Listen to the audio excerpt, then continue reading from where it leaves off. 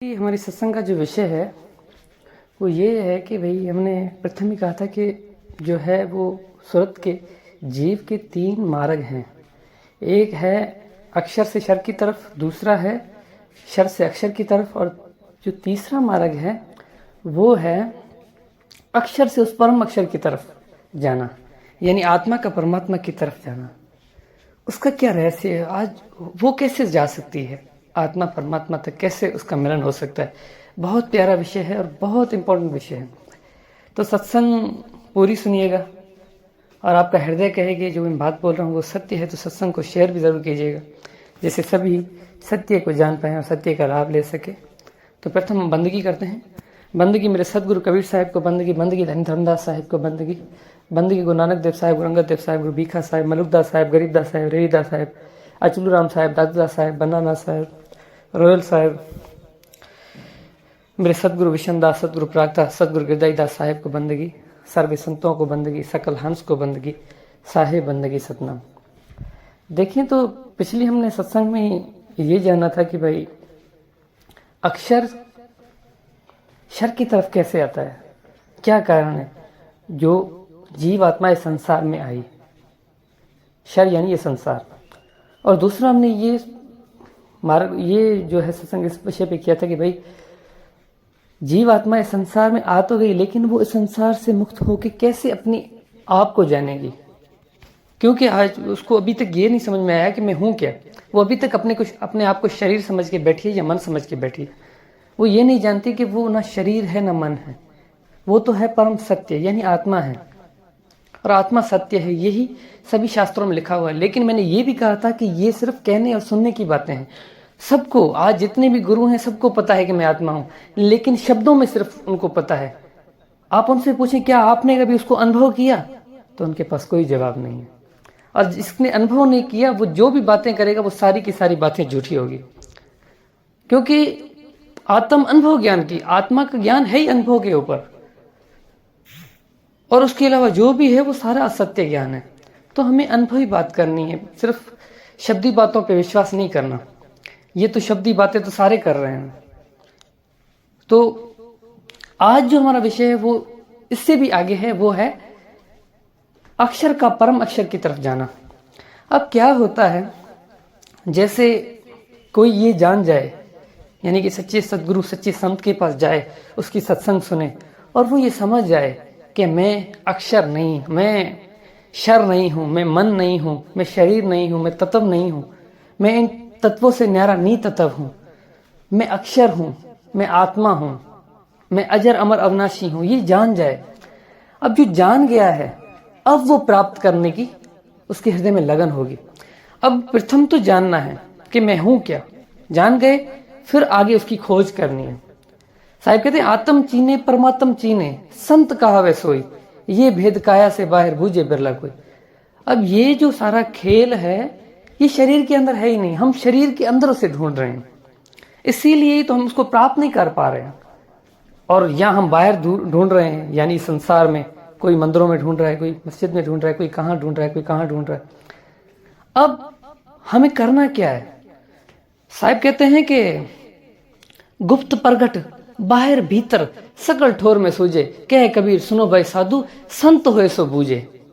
अब ये एक पहेली साहिब ने बता दी कि वो जो आत्मा है वो गुप्त भी है प्रगट भी है। अब उसको ऐसा नहीं कह सकते कि वो अंदर नहीं है या बाहर है, और ये भी नहीं कह सकते कि बाहर है अंदर नहीं है। तो साहिब ने इसको बात को घुमाया, साहिब ने कहा गुप्त प्रगट बाहर भीतर सकल ठोर में सूझे, कह कबीर सुनो भाई साधु संत होए सो बूझे। अब वो संत इस पहेली को बूझ सकता है जिसने अनुभव किया है। जब आप उस सत्य को अनुभव करोगे तभी आपको पता चलेगा कि वो है कहाँ पे। आपको बात समझ में ही नहीं आएगी। फिर आपका गुरु और वो संत गुरु, वो संत जिसने अनुभव किया है, जब आप उसको अपना अनुभव बताओगे कि गुरु जी मैंने ये अनुभव किया है, तो वो आपको कहेगा हाँ यही तो वो परम सत्य है। आपको जब तक वो नहीं बताएगा तब तक आपको बात समझ में नहीं गई। हाँ आप ये जान जाओगे कि मैंने सत्य को जान लिया है, लेकिन उसके लिए प्रमाण, एक गुरु का प्रमाण होना चाहिए। गुरु हमें बताता है, संत हमें बताते हैं कि हाँ हमने उस परम सत्य को जान लिया है। तो अब उसको जानना कैसे है? अब हम कर क्या रहे हैं, मैं आपको ये समझाता हूँ। जैसे कि बहुत से लोग उसको प्राप्त करने के लिए अलग अलग मार्ग उठाते हैं। कोई ध्यान का मार्ग उठाता है और कोई प्रेम का। अब ध्यान के मार्ग से उसे बताया जाता है कि भाई तुम यहाँ पे ध्यान लगाओ और उसको ध्यान लगा के उसको प्राप्त करो। जैसे कि कोई त्रिकुटी में ध्यान लगा रहा है, कोई नाभि में लगा रहा है, कोई हृदय में लगा रहा है, कोई कहाँ पे लगा रहा है। अब सारे के सारे, कोई सुषुम्ना में लगा रहा है। अब वो सारे ध्यान कहाँ पे लग रहे हैं? सबके ध्यान लग रहे हैं शरीर के अंदर। अब जब ध्यान ही शरीर में लगेगा तो हम उसको कैसे प्राप्त करेंगे? यही तो कार्य गुरु गोरखनाथ भी कर रहे थे। गुरु गोरखनाथ को साहब ने कहा कि गोरखनाथ तुम कहाँ पे ध्यान लगाते हो? तो गोरखनाथ ने कहा कि मैंने इंगला पिंगला से उठ के सुषुम्ना में ध्यान लगाता हूँ।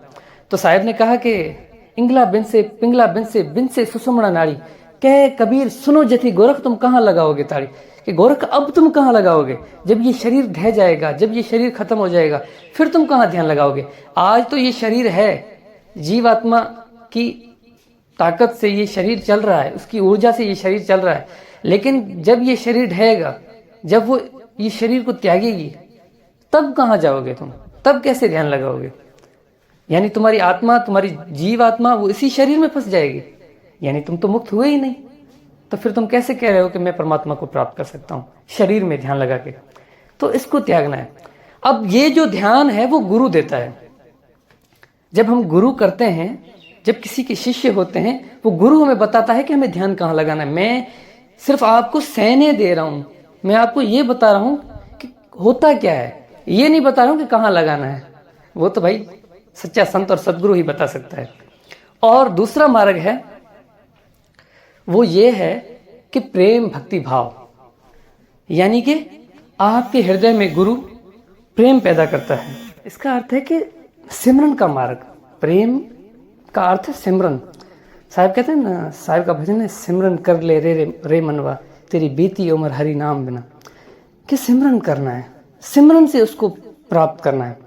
दो प्रकार के मार्ग से, या तो ध्यान से या तो सिमरन से। अब ध्यान में क्या होता है? बार बार अभ्यास से जड़मत हो सुजान, जैसे रसरी याद जालते सिलते पड़े निशान। आपको गुरु एक स्थान बताता है, उस स्थान पे ध्यान लगाना पड़ता है। ठीक है, एक तो ये मार्ग। दूसरा ये मार्ग कि कोई ध्यान व्यान नहीं लगाना, सिमरन करना है, हर वक्त उसे याद करना है। हमारे सदगुरु उगदास साहब का भजन है, वो कहते हैं कि नशा निज नाम का होता है, 8 पौर मस्त रहता है। नशा रोटी का होता है, खाए फिर भूख लगती है। कि जो परम नशा है ना, वो निज नाम का नशा है। वो एक ऐसा नशा है, जब किसी को उसका नशा लगता है ना, वो कभी भी नहीं टूटता। हर वक्त मनुष्य उसमें मगन रहता है, उसमें आनंदित रहता है, उससे संसार की कोई सुध-बुध नहीं रहती। ऐसे होता है सिमरन। हम क्या करते हैं? 5 मिनट परमात्मा को याद किया और फिर चल भाई अपने काम पे, अपने कार्य में लग जाते हैं। या 5 मिनट कहीं किसी जगह पे बैठ गए, ध्यान लगा लिया, चल भाई फिर लग गए अपने काम पे। ऐसे थोड़ी होता है सिमरन। इसे थोड़ी कहा जाता है। सिमरन का अर्थ है कि प्रेम हो जाना, सिमरन हो जाना। मैं आपको बताऊं कि सिमरन क्या होता है। सिमरन किसी को याद करना नहीं है। सिमरन यानी कि वो ही हो जाना, आप खुद को भूल जाएं। रांझा रांझा कर दी मैं आपे रांझा होई, मैं आपे रांझा होई मैनू हीर ना आखो कोई। हीर खुद को भूल गई और उससे सिर्फ रांझा ही नजर आने लगा, और वो ये समझने लगी कि मैं रांझा ही हूं, मैं हीर हूं ही नहीं। ये प्रेम है। अपनी सुध भूल जाना, अपनी सुध-बुध भूल जाना, अपने आप को किसी में मगन कर लेना, ये प्रेम है, ये सिमरन है। साहब कहते हैं कि सिमरन से सुख होत है, सिमरन से दुख जाए, सिमरन किए साईं माई समाए। यानी सिमरन से हमारे हृदय में सुख आता है, सारे संसार के दुख चले जाते हैं। और सिमरन से साईं माई यानी साईं में हम समा सकते हैं। अगर हम सिमरन नहीं करेंगे तो हम उसको कभी भी प्राप्त नहीं कर सकेंगे। सिमरन सुरत लगाए के मुख से कुछ नहीं बोल, बाहर की भिड़ दे के अंतर की भिड़ खोल। सिमरन सुरत लगाए के, हमारी सुरत तो सिमरन में लगती ही नहीं है। हम तो सिर्फ शब्द ही सिमरन करते हैं। कैसे कि ए मालिक ए परमात्मा, बस थोड़ा सा उसे याद किया, थोड़ा सा उसका नाम लिया, अपने दुख बताए उसे और कहा कि मालिक मुझे ये दे दो, ये दे दो। कभी ये नहीं कहा कि मालिक मुझे कुछ भी नहीं चाहिए, बस मालिक मुझे सिर्फ तुम चाहो, मुझे आप मिल गए, मुझे ऐसा लगेगा कि मुझे संसार में सब कुछ मिल गया। मैं मालिक में ये समझ गया हूँ कि मेरी मुक्ति आपको प्राप्त करने में ही है, और जिसने आपको जाना उसने सबको जाना। ये कभी कहते नहीं कहते, और हम ये कहें भी तो भी हमें सिमरन करना भी नहीं आता, कोई मार्ग ही नहीं है। हम सिर्फ शब्द ही सिमरन करते हैं, अल्फाजों में कुछ बोल दिया, थोड़ा सा उसका नाम ले लिया और हम समझ रहे हैं कि हमने सिमरन कर लिया, उसको याद कर लिया। और क्या, वो भी समय के आधार पे। जैसे हमारे मुस्लिम भाई, वो उसको 5 वक्त की नमाज में उसका सिमरन करते हैं, ठीक है, उसका जिक्र करते हैं। इसी प्रकार हम जो हिंदू है वो 3 वक्त 3 समय में उसका सिमरन करते हैं। इसी प्रकार जिसका जो है वो उस कार्य में उसका सिमरन उसी समय पे करते हैं। जैसे वो सिख धर्म वाले सुबह को अमृत वेले को उठ के उसका सिमरन करते हैं, बाकी सारे वेले उसको ऐसे लगते हैं कुछ भी नहीं है, बस वो एक ही वेला है परमात्मा को प्राप्त करने का। तो भाई ऐसे कैसे हो सकता है? ऐसे तो कुछ भी नहीं होगा, ऐसे तो आप उसको कभी भी प्राप्त नहीं कर पाओगे। 8 पहर एक राम नाम लिया, इतना 8 पहर सिमरन करना पड़ता है, 8 पहर 24 घंटे, हर वक्त हमारी सुरत उसमें लगी रहे, उसको सिमरन कहते हैं। यानी हम संसार के कितने भी कार्य करें लेकिन हमारी सुरत कभी भी इधर उधर ना हो, उस परमात्मा के सिमरन से, परमात्मा के ध्यान से हर वक्त हमारी सुरत उसी जगह पे लगी हुई हो। अब आप कहोगे कि ये कैसा हो सकता है, हम तो संसार के फिर तो कार्य भी नहीं कर पाएंगे। अरे मेरे भाई, ऐसा नहीं है। आप संसार के कार्य कर सकते हो, सुरत आपकी जहाँ पे लगी है वहीं पे लगी हो सकती है, लेकिन आप कार्य भी कर सकते हो। जैसे हम एक जगह पे बैठे हुए कहीं की कहीं चले जाते हैं, कहीं की बात में याद आ जाती है, और बैठे बैठे हम कभी कभी हंस देते हैं, कभी कभी हम रो देते हैं। ये कैसे होता है? क्योंकि हमारी सुरत दौड़ रही है, भाग रही है। इसी प्रकार सुरत को एक जगह पे स्थिर करके आप संसार के कार्य करो, पर नहीं, हमें करना ही नहीं है, हमें उसको प्राप्त करना ही नहीं। और सिमरन में क्या होता है, हम कहते हैं कि हम तो परमात्मा का सारा दिन सिमरन, बहुत से लोग कहते हैं कि हम परमात्मा का सारा दिन सिमरन करते हैं, हम उसको प्राप्त करना चाहते हैं, फिर भी हम प्राप्त नहीं कर पाते। क्यों? क्योंकि हम परमात्मा का सिमरन करते ही नहीं है। अच्छा, सिमरन का अर्थ क्या है? हमें सिमरन से आगे, जब हम सिमरन से आगे बढ़ेंगे, असिमरन में चले जाएंगे, तब हम उसको प्राप्त करेंगे। अब असिमरन कैसे होगा? यानी कि सिमरन खत्म हो जाए, आप खुद सिमरन हो जाओ, फिर आपके होठ कंठ लगते ही नहीं है, आप कुछ बोल ही नहीं पाते। आप ये कहोगे कि मैं क्या कहूं, मालिक मैं तुम्हें क्या कहूं, मैंने तो बहुत कह दिया। फिर आप कुछ नहीं बोलोगे, आपकी आंखें बोलेंगी। अब आंखें कैसे बोलेगी? आपकी आंखों से नीर बहेगा, वो नीर कहेगा। कहते हैं ना, मैंने सुना है गुरुओं से कि भाई जो बातें शब्द नहीं बोल पाते वो बातें आंखें बोल देती हैं। साहब कहते हैं ना, प्रेम छुपाया ना छुपे जिस घट लागा होए, मुंह से तो वो कह ना सके नैणन दिसी रोए। वो मुंह से नहीं बोल पाता, वो नहीं कह पाता, वो नहीं सिमरन कर पाता ये 52 अक्षरी सिमरन, फिर वो अपनी आंखों से बोलता है, क्योंकि उसकी सूरत उसी में लगी हुई है। अब इसकी नैना, उसकी आंखें रो रही हैं। ऐसे होता है सिमरन। और जो इस प्रकार से, इससे भी परे एक और है मार्ग, ठीक है, लेकिन इतना भी अगर कोई कर ले तो उसको प्राप्त कर सकते हैं, लेकिन इतना भी हमसे नहीं होता। अगर इतना भी नहीं होगा तो भाई हम कैसे प्राप्त करेंगे, कैसे हम उसको जान पाएंगे? जब आप इतना कर लोगे ना, तब आप उस मार्ग को तो खुद ब खुद ही प्राप्त कर लोगे। अगर आपके हृदय में लगन है ना, प्रीति है ना, तो ध्यान खुद ब खुद लग जाएगा उस जगह पे जहां पे वो मालिक है।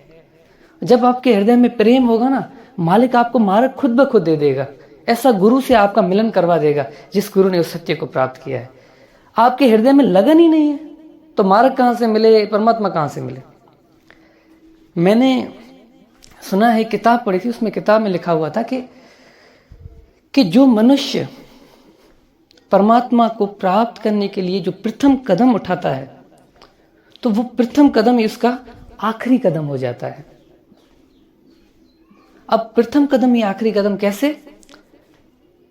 अब हम क्या करें? हम ये सोच रहे हैं कि बस हो जाए, प्राप्त कर लें, बस हम उठते ही नहीं है, हम उसको प्राप्त करना चाहते ही नहीं, हम सिमरन करते ही नहीं है, हम अपनी सूरत तो लगाते ही नहीं है, हम सिर्फ ड्रामा करते हैं।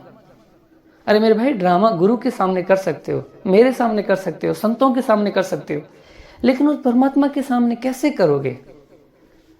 लोग परमात्मा को रो रो के सिमरन कर करके उसको नहीं प्राप्त कर पा रहे हो, तो आपके ड्रामों से परमात्मा को कैसे प्राप्त कर पाओगे? बस बहुत से ऐसे लोग हैं जो हमें कहते हैं कि मैंने तो इतना सिमरन किया फिर भी वो नहीं सुन रहा। तो मैं कहता हूं कि आपको अभी तक किसी न किसी चीज की कमी है।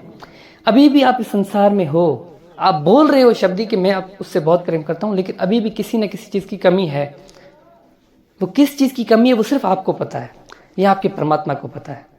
आपका प्रीतम आप कैसे मनाओगे, आप जानो, आपका प्रीतम जाने।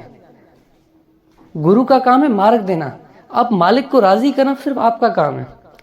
अब ऐसा तो नहीं है आपका गुरु मालिक को राजी करके भी आपको दे दे, ऐसा नहीं होगा मेरे भाई।